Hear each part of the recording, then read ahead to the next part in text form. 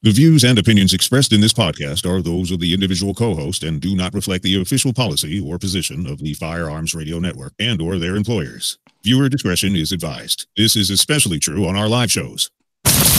Broadcast for shooters, hunters, and gun enthusiasts. This is the Firearms Radio Network.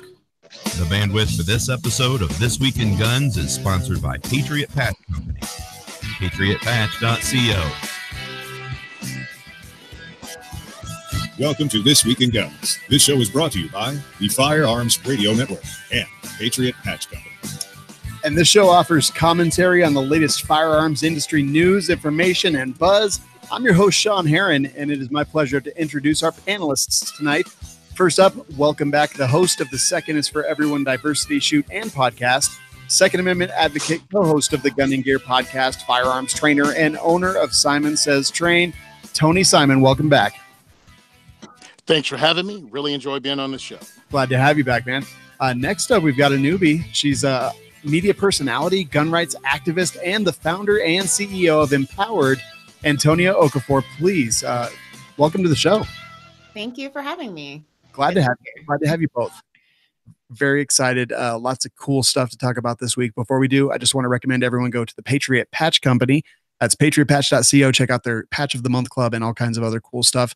And let's get right into it, guys. Salt Lake City police kill armed robbery suspect with a hail of gunfire. I think just about everyone in the universe has seen this video, but if not, it's a white truck that crashes into the front of a business, a building, and then about 4 billion police officers shoot into the truck and swarm the truck. And it's just kind of a crazy thing. So apparently this guy had been driving around, like shooting into gas stations. He had committed some armed robberies. He was shooting at police as they were pursuing him. He crashes into this business. And the Salt Lake City police let him have it. Antonia, since you're new here, did you see this and what did you think? Yeah, I saw that. And I was, I guess I was one of the people who didn't see. I was like hiding under, a rock apparently. But I mean, there you go. Once again, it was a good guy with a gun that comes in and or several good guys with guns comes and saves the day. Because the fact of the matter that he was also, and also was like trailing further down into the actual article of that. Yeah, he was targeting gas stations and trying to shoot them up there. And then he even went into a hotel or he didn't shoot anyone, thankfully, but he went to a hotel and tried to commit some atrocities as well over there. So thankfully they stopped him, but I mean, goodness, that video, the person taking that video too. Yeah. Hats off to that guy. They backed up and zoomed in a bit, but it was still a little bit close for comfort. Yeah. Tony, I know you've got a lot to say about this, but there was that one officer who was just sheltering in place behind just everyday civilian's car, shooting into it. That was the one thing I was like, that was a little painful to watch. But Tony, what are your thoughts? Hold on. If you want to be a mass shooter, don't try to do it in that freaking state, dude. Bad move. I wouldn't even jaywalk in Salt Lake City now. No, Utah ain't playing. I mean, they're like, hey, you want an out-of-state gun permit? You can get it with us, and we ain't even telling anybody your name. Like, we don't care who asks. So Utah does not play. What's wrong with you? Did you not know you were in Utah? Okay, look, you got to get when you do your GPS, you got to do that airplane thing to sync it up right. Because I think you thought you were in California. Yes. You thought you were going on a shooting spree that was going to take them a week to catch you. No. It's Utah, son. Those time zones, I mean.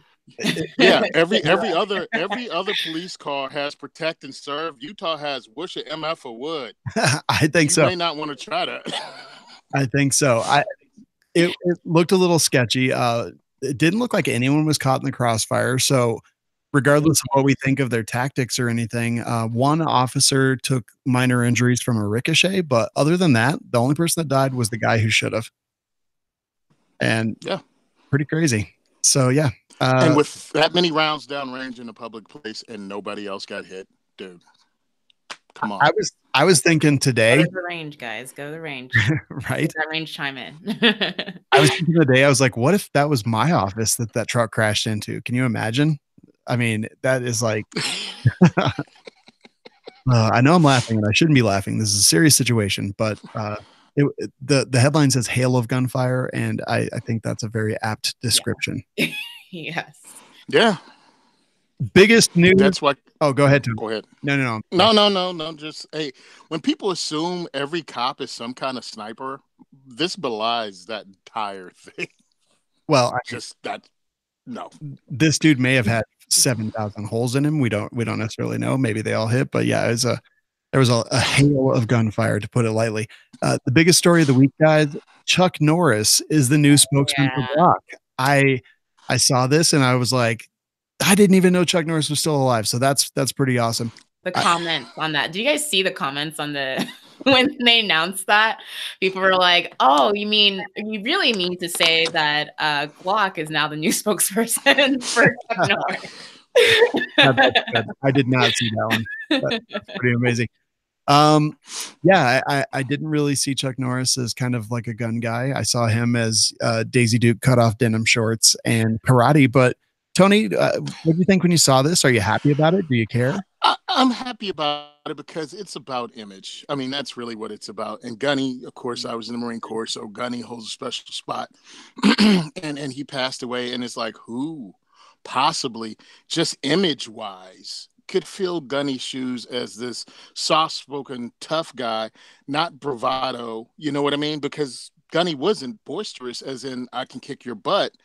But you respected the guy, and Chuck Norris is a good shoe-in. My problem is, man, who's coming after Chuck? Because Chuck Norris was born in like 1945. 79. Yeah. I think it's 79, right? Let me see. Yep. Yeah. I don't know how to math. Yeah, I don't know either. Antonio, just said I was in the Marine Corps. True. Good point. Antonio, what did you think when you saw it? Oh yeah, I thought it was awesome. I saw it on Instagram first, and I was just, again, I was laughing at the comments because they were awesome. And it was also good to see that, Chuck Norris, it doesn't matter what age group you're in, everyone respects the guy. That press release that came out talking about, their partnership and everything, and that he is an innovator in the martial arts, arena, and bring it to the mainstream, basically. That's true. And I didn't really I'm gonna confess, I never watched his show, but yeah, I know Chuck Norris. I'm 29. I know Chuck Norris, and that's gonna, it's a great partnership. I think, I'm just gonna say, I think Chuck Norris is gonna, make Glock level up, and that's a good thing. That's a good thing, right? So, I think it's a great thing. Great thing. I think it's interesting. I actually did some research. I was like, Chuck Norris controversy.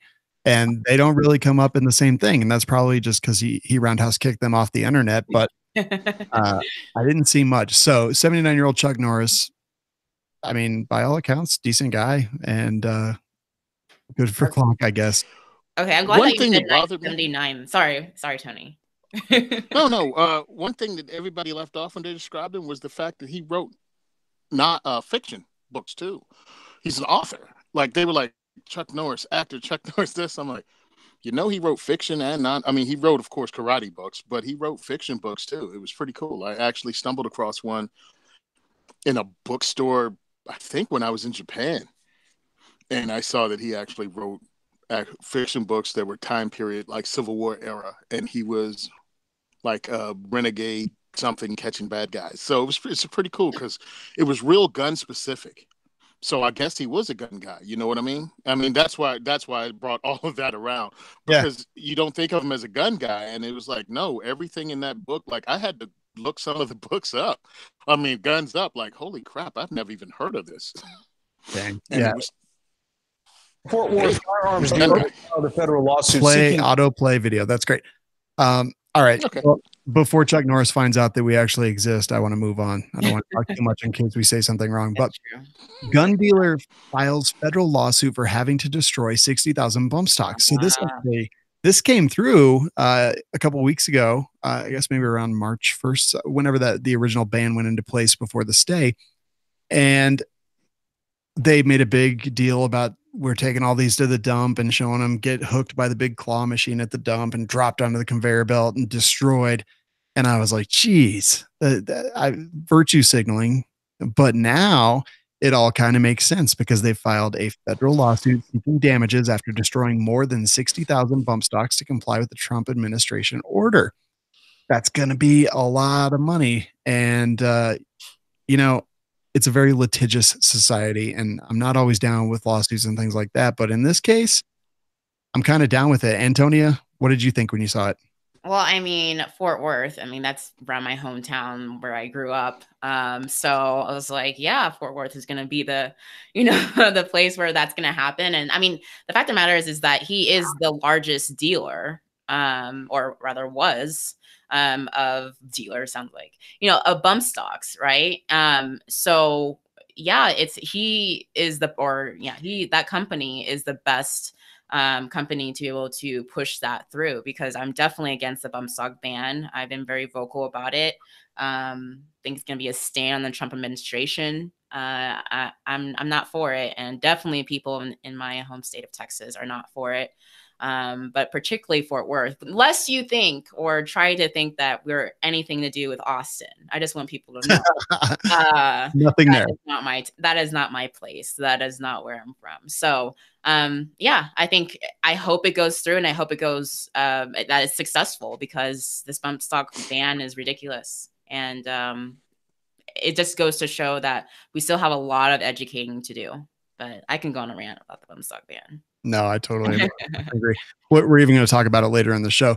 Tony, when you saw that RW Arms, who basically took over all of Slidefire Solutions, stock and sales and everything, when they shuttered their website, what did you see when you saw this come about? I was angry, and a couple of reasons. One, I actually go to shows, and I hung out like 3 hours with the guys from Slidefire Solutions probably 2 or 3 years ago. Just great dudes. We had a ball. It was in the middle of that 9-day show in PA, Great American Outdoor Show. So yeah, it was hours spent BS and having lunch. And now all of a sudden their company's closed, people out of work. This guy, 60,000 bump stocks is a dude. I'm like, the company closed and you bought 60,000 of these? That's a heck of a gamble that this is going to be shut down. But now I see what he did. Now it's a lawsuit and he's going to get that money back. I mean, so good. And yes, the bump stock thing was really ridiculous. Somehow it didn't become a machine gun. I'm like, now you're not even playing by your own rules. This is ridiculous. And gun owners need to really be more upset than I'm seeing they are. Yeah, 100% agree with everything both of you guys said. Is Ted Cruz being smart about ERPO laws?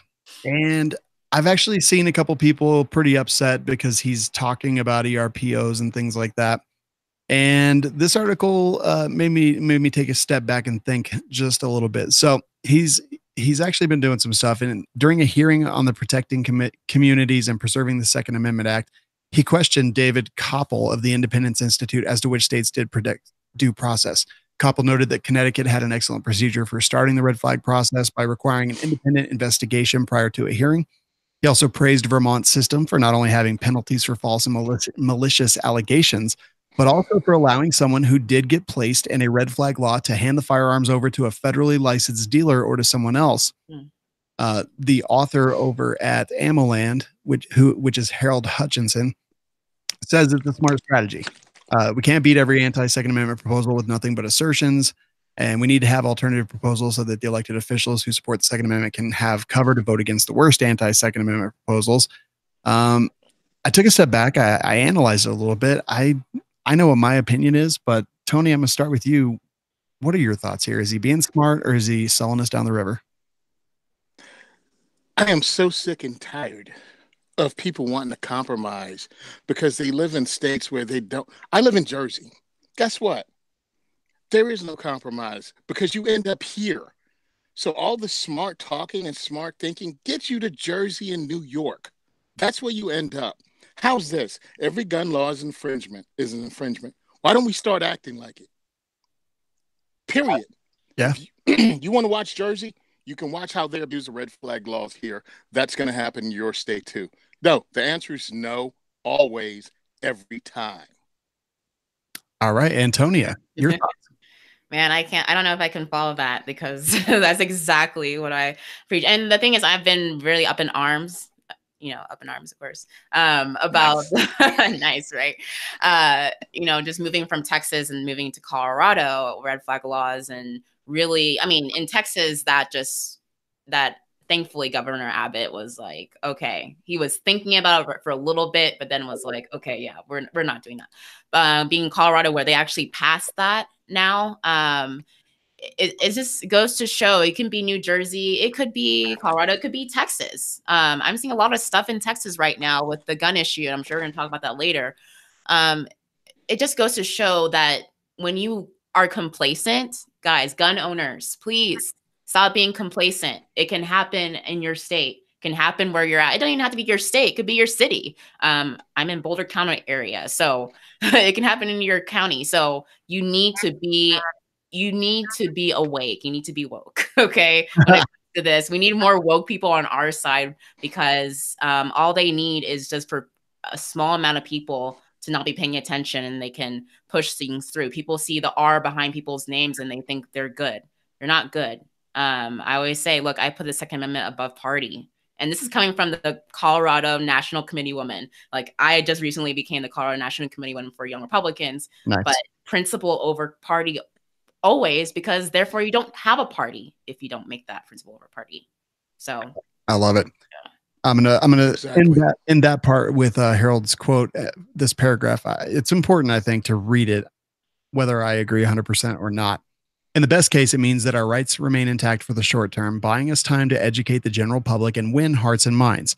In the worst case, it limits the damage done to our rights, but both options help keep the pro-Second Amendment officials in place where they can slice away at bad laws, advance good legislation, and even limit damage when all else fails. Before you damn the pre-ILA NRA for the 1968 Gun Control Act, remember that LBJ, President Johnson, wanted a federal licensing and registration scheme, and the NRA stopped it. So just some food for thought. I'm not saying I agree. I'm not saying I disagree. Just something for people to think about while they're out there.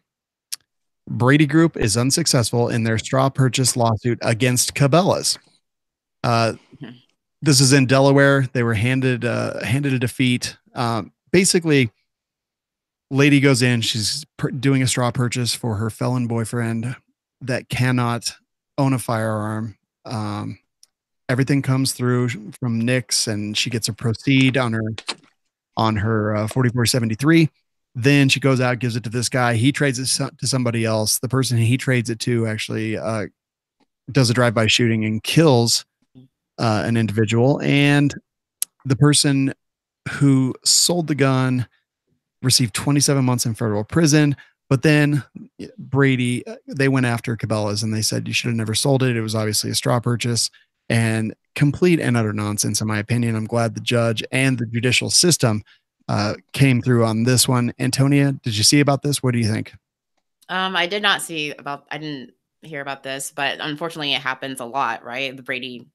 The people, every town and everybody always, I mean, especially still now, even with Sandy Hook, they're still going through legislation, or rather litigation in regards to that, trying to make them be accountable for things that inevitably always happens, and it falls on the person who actually committed the crime. That's what it should always be about.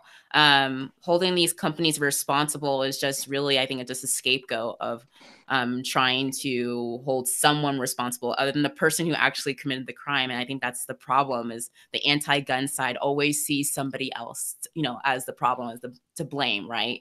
Never the fact that it's the personal responsibility of that person who utilizes that firearm for good or for evil.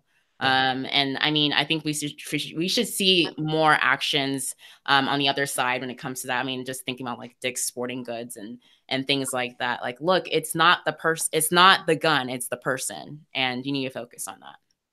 Tony, this is a tactic that Brady did in the early 90s during the Clinton administration. They tried to, of course, sue gun companies out of existence, and now they're trying to do the whole thing and make everybody else responsible. But I'm really starting to wonder if the lawyers on Brady's side actually got their degrees online, because, dude, these are just some bad losses, dude. Are you a Phoenix? I'm thinking you are Phoenix. I think you got your degree online, because this was no way going to pass. The woman was in the Cabela's buying the gun. The felon boyfriend was in the car and never came into Cabela's. She passed the background check and purchased the gun legally. What was Cabela's? Excuse me, ma'am. Do you have a picture of your boyfriend? Is he holding the number up in front of his face? Yeah. Okay. No, I agree. It's utterly ridiculous. I mean, it took literally investigations and several law enforcement agencies to figure out what actually happened. But they want a clerk behind a counter at Cabela's who literally did every single thing correctly, followed all the processes, followed all the procedures, followed all the laws, didn't see anything amiss, and did exactly what they should have done. That's like someone who's doing the speed limit, but because someone that they live with got a speeding ticket that day, that they should have been charged as well. It's just stupid. It's ridiculous. Stupid. Amen. Stupid. Armed mother That's what a phoenix would do. That's what a phoenix would do. That's awful. On Phoenix. I know. I'm like, it's not Everett College. It's the only it's the only university I know. I could say Hodbodger College, but no one would know. Yes, it's a college in North Carolina. You could get in with a GED. The views and opinions of Tony Simon do not reflect the views and opinions of the Firearms Radio Network, its hosts, its owners, or their affiliates. Armed mother prevents child abduction at West Virginia Mall. And I'm like, yeah. So there's a 54-year-old man. Let me start here. There's a lady. She's shopping with her 5-year-old daughter. A man comes by, grabs the girl by her hair, pulls her away. He's 54 years old. He's from Egypt. The mother pulls out a gun, tells him to let go of the child. He releases her, and then mall security and the police find him later in the same mall near a food court. And I say, yes, yes, yes. Antonia, why don't you start us off? I mean, these type of stories, I can't tell you how many, especially with the women and guns aspect. And I'll read these articles of like Glamour and YAM only because of the fact that they're reading that article of, all these places that don't like the fact that there are women who are empowered, right? Who protect themselves, but also protect those that they care about. I mean, crazy notion that a woman or a mom would want to do so, that use firearms to do so. I mean, you don't hear these stories. It's not going to become national news, right? More than likely you'll see in local news, and you're lucky if you do, especially not on TV.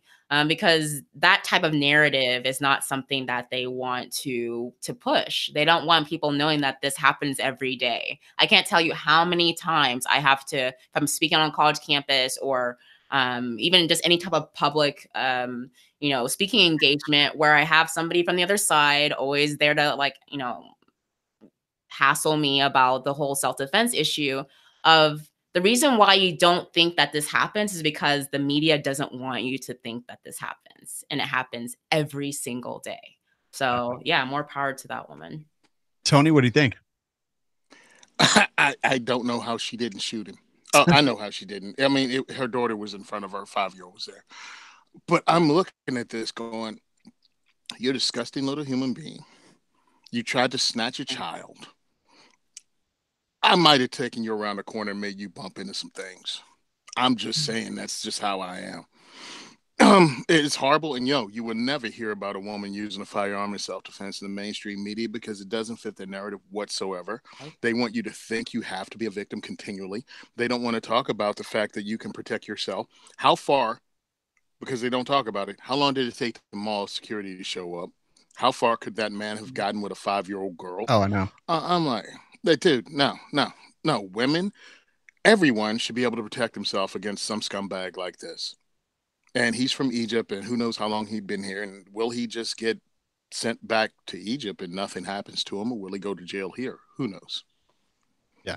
The horrible thing is that it probably would have made national news if something bad did happen. If that woman didn't have a firearm and the man got away with that girl, right? It's perpetuating this victim culture, right? So you see that, but we don't see the time when that person defends themselves or prevents that from happening. So yeah, absolutely. So well put. So well put.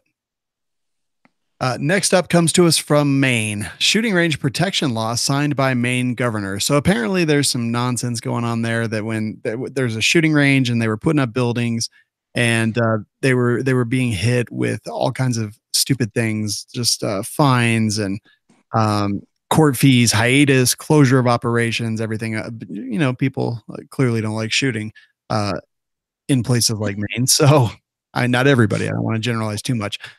So they actually put this into law, and it was signed by the governor, and I think that's a great thing. But now it allows shooting ranges to actually build buildings, things to enhance the shooting there within 100 yards of a building. I think it's good. I wanted to bring it up purely just because it is good news. It is something happening in a place that you wouldn't necessarily think is 100% gun awesome, and good stuff. Tony, what'd you think?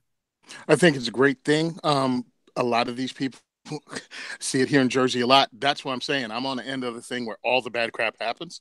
They use town ordinance to shut down ranges. Mm-hmm. Oh, it's so many feet within the school. Well, the range has been here since 62. You built the school in freaking 2010. You knew the range was here. Everyone knew the range was here, or the housing development, or something, or you can't have a range within 100 yards of a building, thereby stopping the range from building buildings on their own property. So this stops that, and that's awesome. But it probably wouldn't have got there if people would have just gone to their town hall meetings and stopped it in the first place. Yeah. Not a bad point. Antonia. Yep. I've had many a times where I've been to city council and had testified, or rather just spoke on behalf of, yes, I want this gun range to be here. Unfortunately, there are not many people who go to take their Tuesday nights or whatever, every other month or, every other week to go to their city hall and talk about that. But if you don't, then that's how the ordinances like that happen on the city level. I mean, or even on the state level, where again, they're using, instead of empowering local or power, they're really empowering a higher level, a state level, saying that the local level can't do what they want to do, what their actual representative of in their city. So, I mean, that's the problem, is that when it comes to things like sanctuary cities, right? Like I always talk about this, like the red flag laws. It was totally okay to go against the law when it had to do with, immigration or whatever, right? Then it's okay. It's heroic for a city or a county to say, this is going to be a sanctuary city. But say it's actually the Second Amendment, something in the Constitution or something important to our rights. Well, then you can't have Weld County, for example, saying that, we're gonna declare this a sanctuary city for the Second Amendment. That's when the state needs to get involved, because the local level is not doing their job. No, you're not doing your job if you're not implementing the Constitution and allowing us to have our rights. So more power to the local level when they do things like that. This is how bad it is in Trenton. I've, of course, done work for Trenton and as an election official. We get trained in their city hall. There's 50 chairs in City Hall where they have meetings, 50 for the audience. There's 250,000 people live in Trenton. That's how few people come to City Hall meetings. Yep. Get off your butt, get your guys together and go down there, and you guys can swing votes if you just show up. If you show up, that's half the battle. Amen. Good stuff. I mean, here in Colorado, one of the ranges that I belong to, it was in place. It was in the middle of nowhere. And forever. I mean, it's been there for 30 years, something like that. And then suddenly over the last decade or so, people started building houses around it and developing it the tiniest bit. And now we're kind of, we have to have a lot of rules at this range. When we can shoot, what times, things like that. It used to be 24 hours a day, but now we have to shoot between dawn and dusk. And on Sunday, we can only shoot till 4 o'clock and things like that, because the people who built their houses around a shooting range complain about the shooting range. And to go even further, there's a township in Ohio, a very small township, and they recently have a person that I know actually built a huge range there, very, very expensive, a really, really nice indoor range. And now the city council or the township council or whatever has come and said, oh yeah, you can't be open on Sundays. So now there's going to be a big court battle going on to say that, oh, he can be open Sundays, because that was the original plan all the time. It's just stupid little stuff like that. People flexing their muscles because they hear a couple people complain, and squeaky wheel gets the grease. So I got to say, I agree with you guys 100%. Be that squeaky wheel. Well, it's funny because it always amazes me when I hear stories like that. For example, when, you're not going to go into a neighborhood that has a, railroad crossing and then start complaining to you chose to build there, you chose to live there, right? And then start complaining to city hall or city council that it's, we want a quiet zone here because it's too loud. Well, yeah, no, duh. You chose to live there. And you're also probably paying less because you're living in an area that's not very desirable. I mean, that's the give and take of it. And then they'll have quiet zones that are actually, I used to serve on a capital improvements board for one of the cities in Texas, and they have actual funds that are delegated for these quote unquote quiet zones to help these people, deal with what they're dealing with. I'm like, no, move. Move. The city's not gonna pay for you because you made a poor decision. Yeah. Yeah. It's ridiculous. I say that so much. Speaking of something that's good, actually, though, campus carry bill gains ground in Missouri, and yes. yeah, this looks like it's going in the right direction. So I got to say, in Colorado, it was around 2012-ish, something like that we had this stuff kind of go on, and schools were forced to let concealed carry permit holders concealed carry on campus and things like that. And so I went looking because I was pretty sure I knew the answer, but I went looking, and there's nothing that's ever happened. There's never been any shooting. There's never been anything bad that ever happened. 100%. It's been a good thing, a positive thing, allowing law-abiding citizens to carry a firearm to defend themselves if they need to. It's the exact way that we knew it would go down. And when I see stuff like this, I think it's a great thing. Tony, do you have thoughts on kind of the whole campus carry and this direction that we're headed? I think it's a great thing. Missouri's coming through. I mean, pretty much they just have gotten to the point in the last couple of weeks with their legislation. They're like, no, just no to everything. And as far as campus, now doing my regular job, I did a lot of work for Rutgers University and a lot of the other universities around Jersey. They don't tell you the number of people that get attacked around schools. They hide those numbers.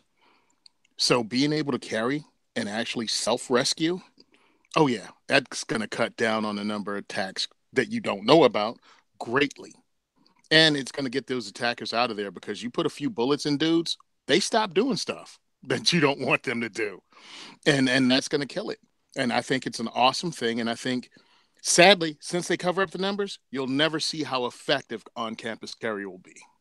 Yeah, and that was another point that I was going to bring up. As I looked all over for just safety statistics on campuses across Colorado, and I could not find anything, which I thought was interesting. Antonia, what's your take?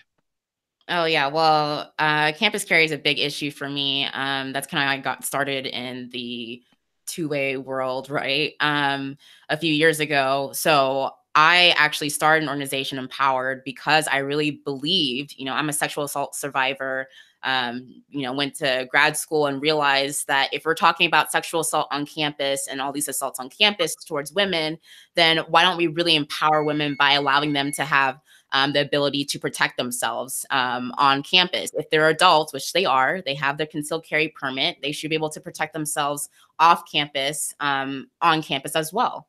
And so this campus carry movement, starting in Texas and then making it national and seeing state by state of these people finally realizing that just because you're a student doesn't mean that your Second Amendment rights end just because you want learning to begin.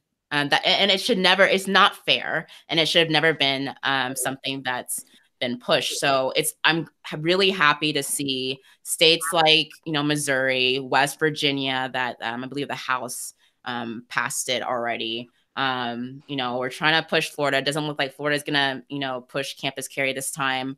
But they're doing their due diligence when it comes to this, and it's a positive movement that, again, you're not going to hear anything once it's enacted because nothing happens. It's crazy.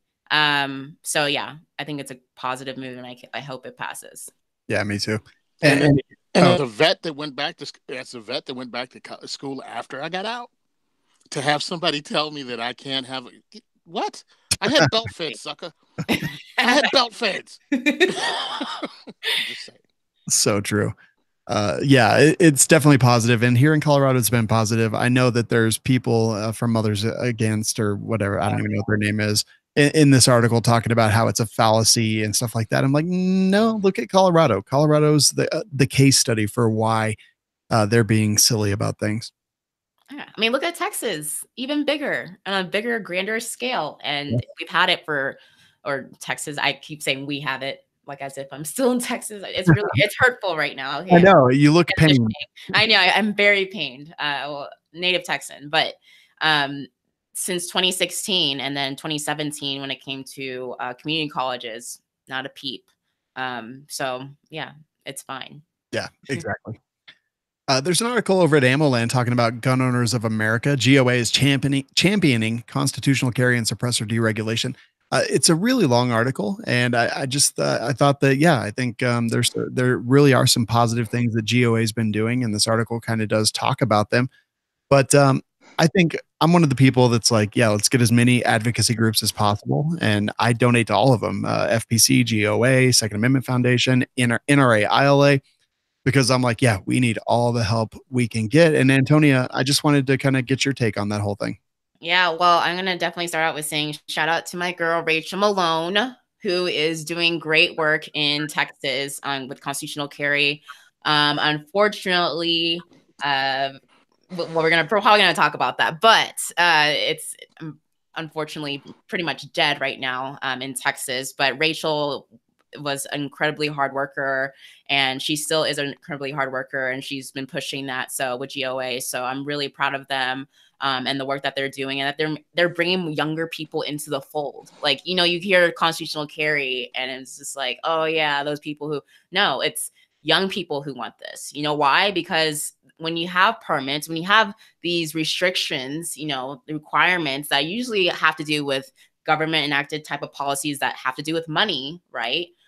Or some type of, oh, this is what we think that's okay for you to have training. Like, this is what the training, limit that we think you must meet in order to say that, yes, you can have a gun. Well, that prevents people who don't have the means, who are students, who are poor people, unfortunately, who are also, if you're looking at demographics, minorities, well, those people are basically pushed out of having their Second Amendment rights because they're trying to do things the legal way. So I think it's a really important effort for everybody.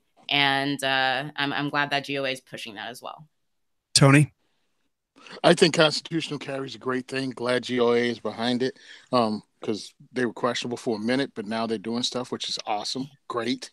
I support every Second Amendment organization that actually puts in work. One of the things that people neglect, when you have these made up phony requirements in the state for concealed carry, it gives people a false sense of security and even skill set when they pass it. Ooh, I fired 5 rounds in this, state thing, and I am awesome because I hit the 8-inch target at 5 yards. You don't know how to use your firearm. You haven't been trained, but the state told you you're okay and you think you are. So constitutional carry, what I found out talking to a lot of different instructors from around the country, is that more people take classes after that. And that's a good thing. On their own, they take classes to further their skill set. And I think that's one of the things that maybe constitutional carry actually promotes. Yeah. Crazy. Very well put. So yeah, GOA. If you're making a donation today, I would make one to them to, give them kudos for doing some really good work. Moving into some less positive news. New Zealand gang leader says they're not going to get rid of their guns. So we all know that there was a mass killer in New Zealand, and the prime minister came out and said, we're getting rid of everything. And the gang guys said, well, about that's not actually going to happen because of who we are. We can't guarantee our own safety. This is Sunny Fatu, leader of the Waikato branch of the mongrel mob. And it's not in our culture to inflict harm on innocent people like what happened in Christchurch. The attacks between our organizations are gang on gang. They do not involve the non-gang members. But I just thought it was kind of interesting that the gang guy was like, yeah, no, that's not going to work for me. Tony, what are your thoughts here? Here's my shocked face. Who goes to interview the gang leader? Hi, my name is Mad Dog Scissorhands Deathface. I'd like to say to ABC News, I'm like, who does that interview? Right. And what did the other gang members think when Sonny's getting his hair all did and his makeup done for his close-up? I'm just saying, like, where does this come from? I've never seen that. But I cannot agree it's more. ridiculous. Yeah, Antonio, what are your thoughts here? Well, it makes a point for us so well, so eloquently, right? That criminals are not going to follow the law, or rather, they're not going to, give up their means of being able to have a one up on someone who doesn't have a firearm. It's crazy. So yeah, I know it's going to completely lost on a lot of people who don't get it. But yeah, this article or this piece is a perfect representation of the fact that the people who are actually giving up their guns are more likely the ones that you probably shouldn't mind them actually having a gun, because here they are, they're overly accepting of giving up their rights, unfortunately, but also accepting of the fact that they don't want to harm another individual with it. So they think in their mind it's best for them not to have a tool. Fine, they have that right, but that gang member, that criminal, is not going to give that up. No, and he flat out said it to the media. He's like, nah, that's not. Quick story from a Plainfield SWAT cop I know. Plainfield cop catches this guy. He knows he's a drug dealer. He catches him with a firearm on him and go, yo, bro, if you'd have ditched the piece, I wouldn't really have anything to arrest you on, right? He's like, you didn't have enough drugs on you to be actually charged with anything other than possession. He was like, yeah, but here's the thing. I'd rather be caught by the cops with a gun than these streets without one. And that's just how it is. Yep. I saw that, actually. I remember we covered that story on this show. In fact, I remember reading that. You might have even been here, Tony, but yeah, I've absolutely heard that without question. It reminds me of Mashre. He talks about that all the time with Black Guns Matter. Like every class. Mashre, so he's the founder of Black Guns Matter. And he is being facetious. Okay, that's what I was thinking. But you know what? For those who are new, okay? Those who are new. You're like, what? Have you been living under a rock, Antonio? Of course I know Mashre. Good. Okay, but yeah, he does great things, and he always preaches that. It doesn't matter what you're trying to say. Like, there are people here in Philly who don't care about the law because they're trying to protect themselves. They're trying to make sure that they're not dead at the end of the day. So he's all about making sure that they're doing things the right way, so they don't have to feel that way. But 100%. California magazine ban went back into effect on Friday, April 5th. This, we saw it. So Benitez came out and said that the law limiting magazine limits was unconstitutional, put a stay on enforcement by the DOJ and California law enforcement. And that opened up the mag wave of 2019 to California, where everyone in California cheered and ordered every magazine available in the United States into the state.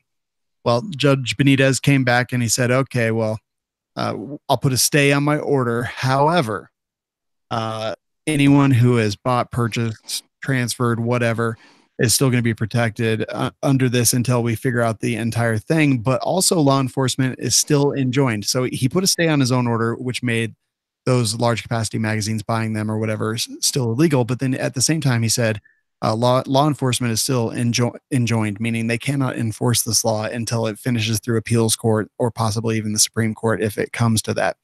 So all those magazines that flooded into California, and I've heard varying reports from a couple 100,000 to more than 1 million. Their owners have them, and hopefully they'll be grandfathered in. But at this time, California cannot enforce that law, which I think is fantastic. Antonia, it was a lot of ups, a lot of downs. What were your thoughts on the whole thing? Well, when that was removed, I just remember all the people talking about, well, if this is basically like people like putting out memes of like digging up their magazines that they've had for a while or whatever. I'm not really sure if they were digging it up or like rather just going down into like the basement, or I guess I don't know how basements in California, but wherever, the attic, whatever. Yeah.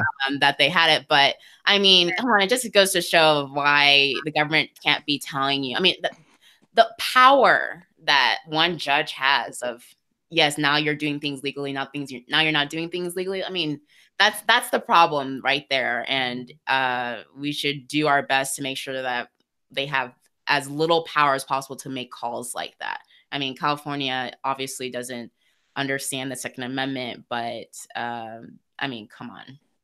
Yeah. It's too much. I'm still getting my Benitez tattoo. Tony, what do you think of the? I don't understand. I really didn't understand how you can say that it's unconstitutional and then a week later put a stay on your own ruling. I'm like, wait a minute, that doesn't make sense. But he did it cleverly, and the reason he did it is because if he didn't do it, it would have gone to a panel of judges, and it would have changed things. So by doing it the way he did, he kept.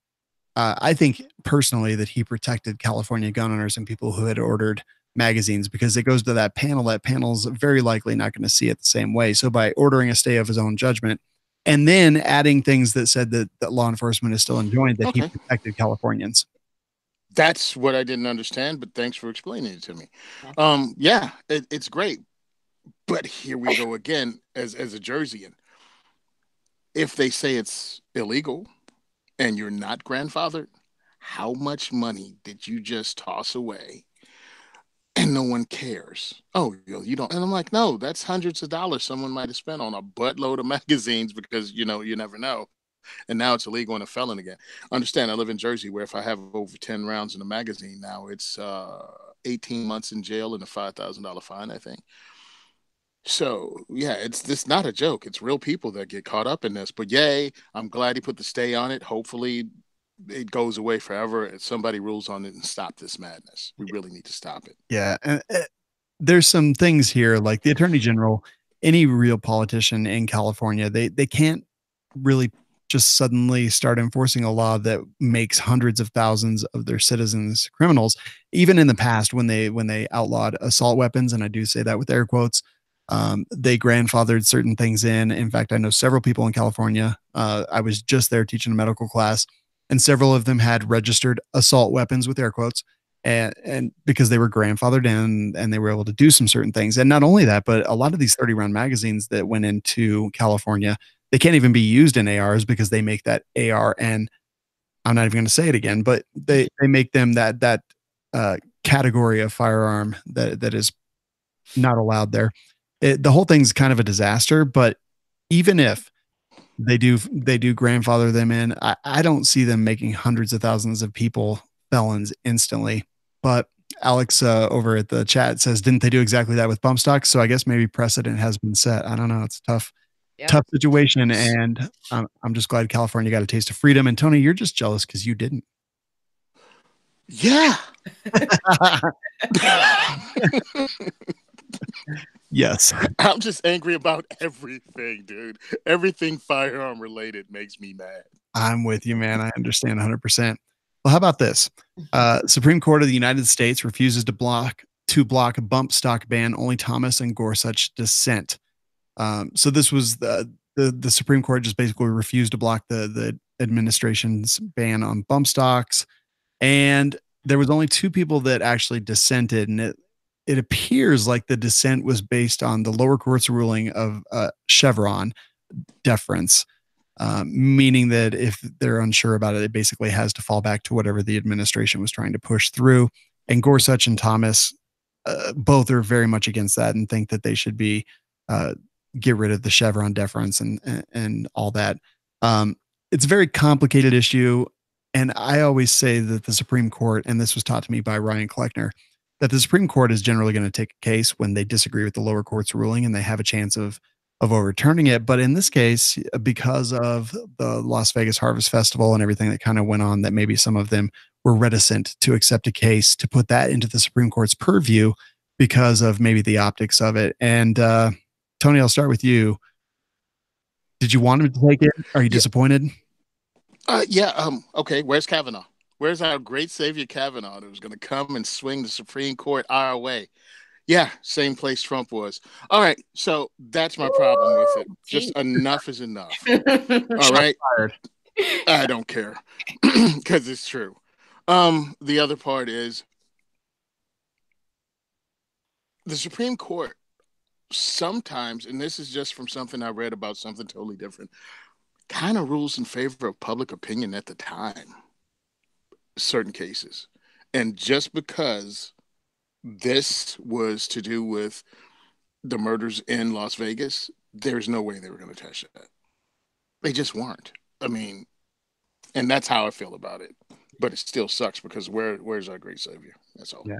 Well, it started because of the same thing. I mean, the fact that we have a ban on bump stocks, it's only because of the fact that he used that in that situation. I mean, that's a really slippery slope right there. I mean, so yeah. If anything, the bump stock was a range toy until that guy murdered people with one. Mm-hmm. And then it becomes just this horrible thing. And I'm like, nah, we just used to goof on everybody that had one. There was no real threat. And then just one a-hole who had the money to be able to buy actual machine guns and did this horrible thing. And now it has to go. And it changed the definition of machine guns. Stop it.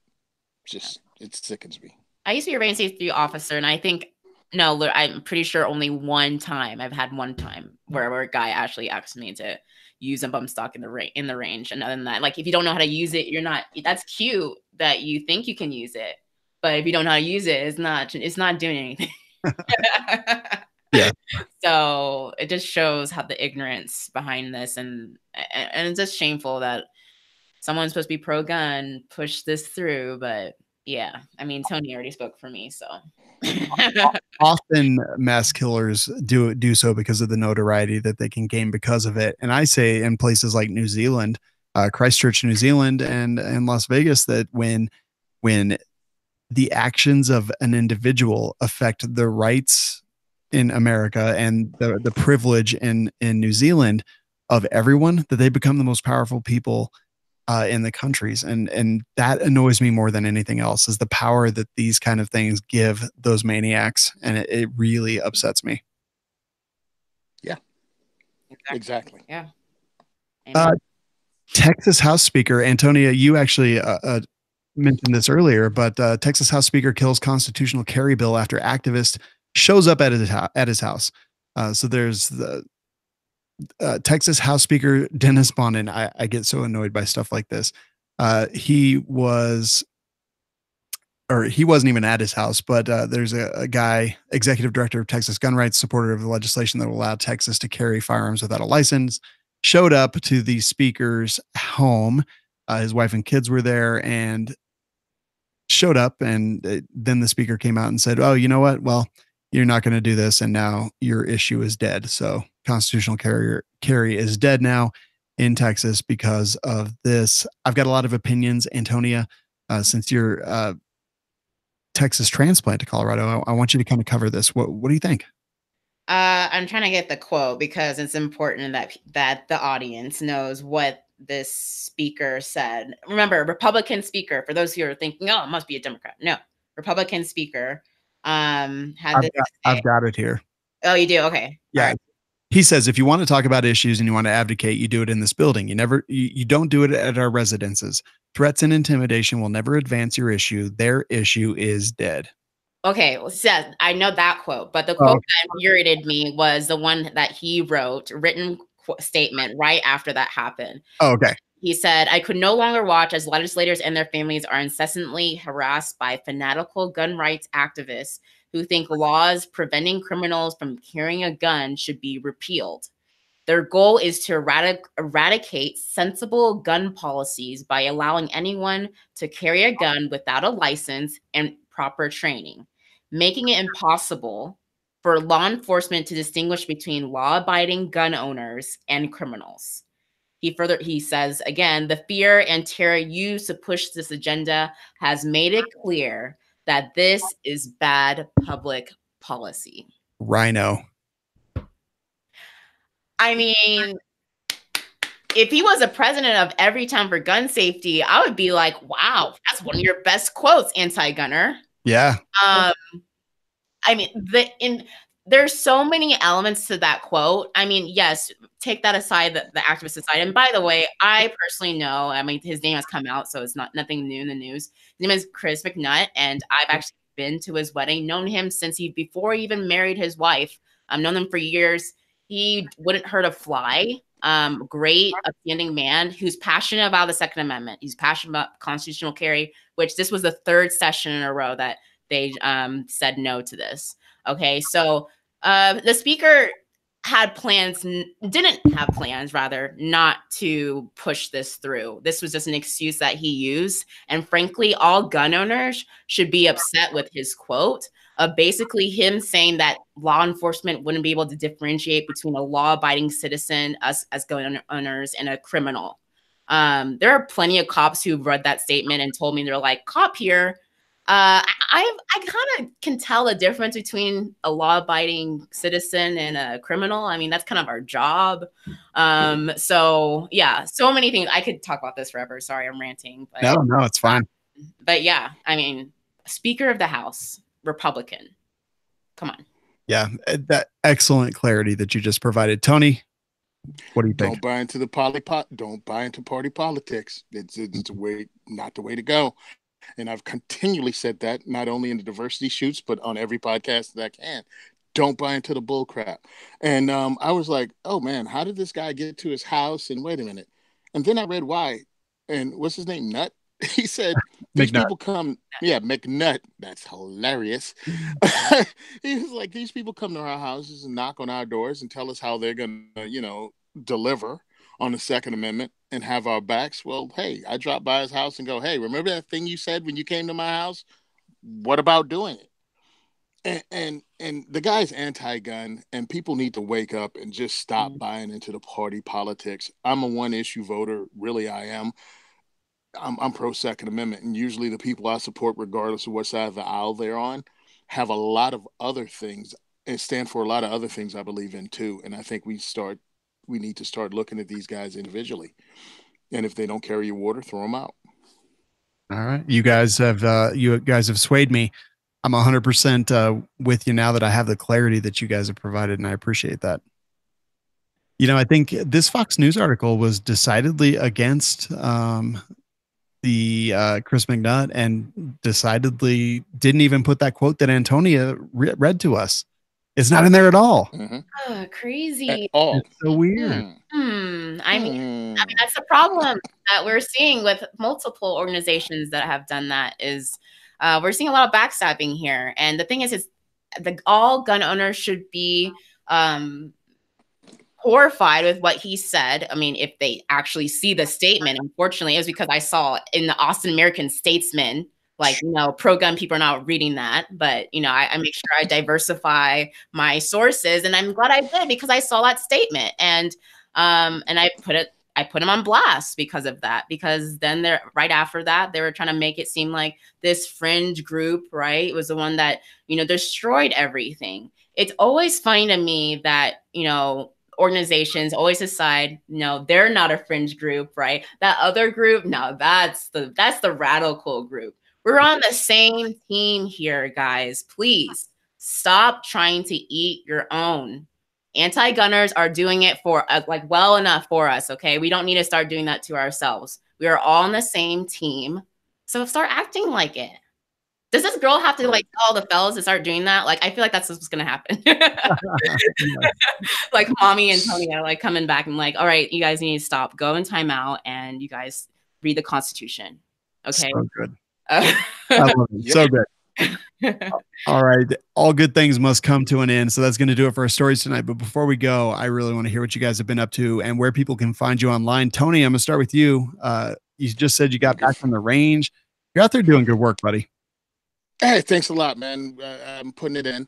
We're trying to get a diversity shoot going in New York State this year. We're also trying to hit Maryland up this year and PA. It's going to be a lot of work, man. My schedule is already full, and we're in April now. Yeah. So if you want to find out where I am, you can go to Simon Says Train on Instagram. You can also check out Simon Says Train on Facebook. The second is for everyone on Facebook. Of course, the second is for everyone, or diversityshoot.com. You can find us there too. And of course, we have the 2A, 4E podcast that has awesome me, because I got a face for podcasting.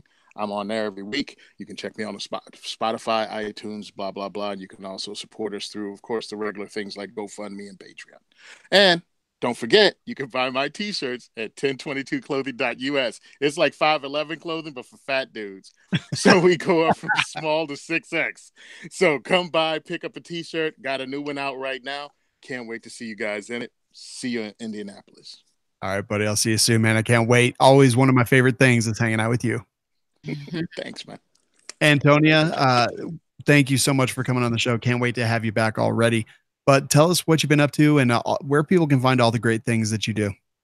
Yeah, so I actually just came back from speaking at FSU with the College Republicans, talking about gun ownership and female empowerment and all the great things there in campus carry. So that was great. Finishing up my campus tour for this year. But yeah, I'm basically just powering through with Empowered. I'm going to be I'm on the NRA outreach committee. I will be at NRA Indy in a couple of weeks. So I can't wait to see you guys there as well. But yeah, I'm going to keep speaking and talking about female empowerment and gun ownership. That's what I do best. And if people want to follow what Empowered is doing, they can go to empowered2a, the number 2a.org. They can also follow us at empowered_2a. Or on my website, antoniaokafor.com as well. So awesome. Well, I too will be at NRA, and so will the Firearms Radio Network. In fact, we're having a Firearms Radio listener meetup on Saturday night, 6:30 p.m. Sun King Brewery. And it's all open to all ages. We're going to have fun. We're going to have drinks.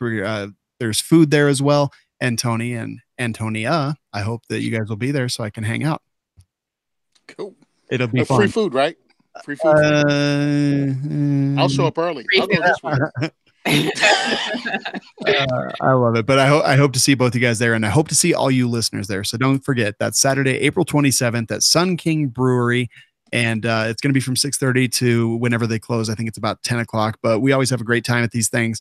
And it's a great time to hang out with some companies, hang out with other 2A advocates and people. And it's just going to be a whole lot of fun for everybody. So, Antonia, Tony, thank you so much for being here. Can't wait to talk to you guys again and see you in Indianapolis. And to everyone else who's out there, please leave us reviews on iTunes and go to our website, firearmsradio.tv. You can check out This Week in Guns and all the other great podcasts on there, like the Gun and Gear Review and everything else that is out there. This Week in Guns is produced by Kenny Ortega and is a production of the Firearms Radio Network. Show close, dance off. Dance off.